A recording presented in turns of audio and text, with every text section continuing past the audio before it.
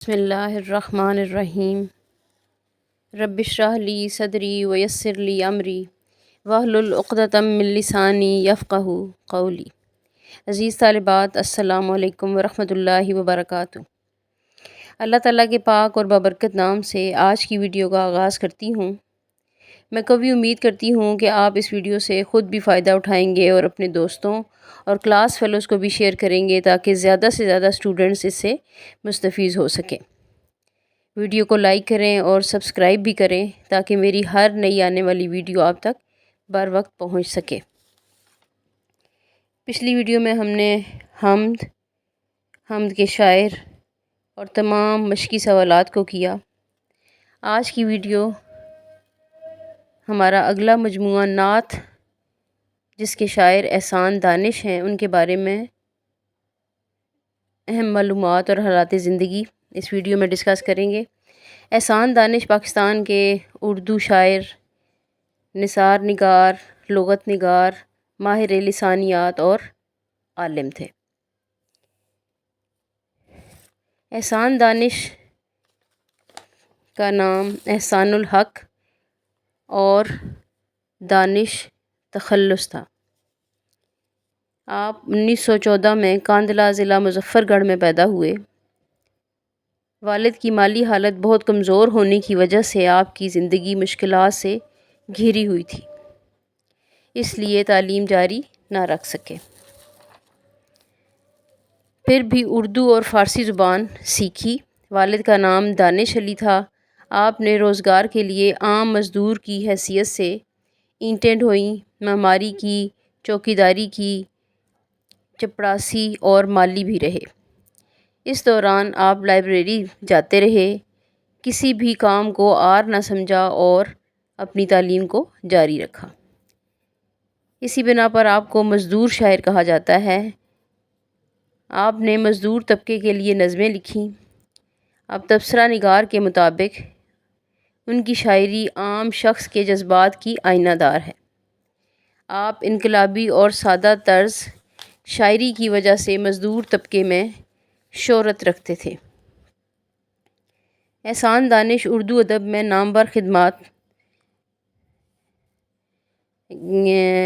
خدمات سر انجام دیں۔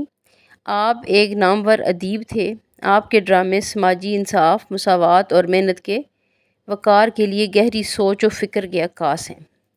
آپ کی شاعری اور تحریر میں محنت کش طبقے اور ان کے حقوق کو اجاگر کرنے کے لیے کئی مجموعے دکھائی دیتے ہیں۔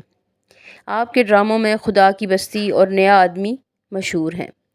احسان دانش شام مشاعروں میں اور دن میں ایک ہاتھ میں برش اور پینٹ کی بالٹی یا پھر شملہ پہاڑی پر باغبانی کرتے دکھائی دیتے۔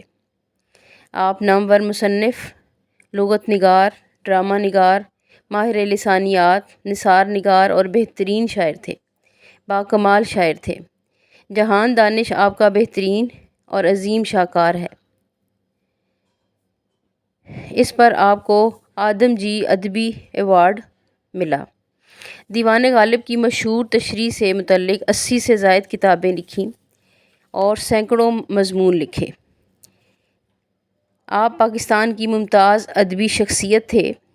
آپ کی ادبی خدمات پر پرائڈ آف پرفارمنس آپ کو صدارتی ایوارڈ سے نوازا گیا۔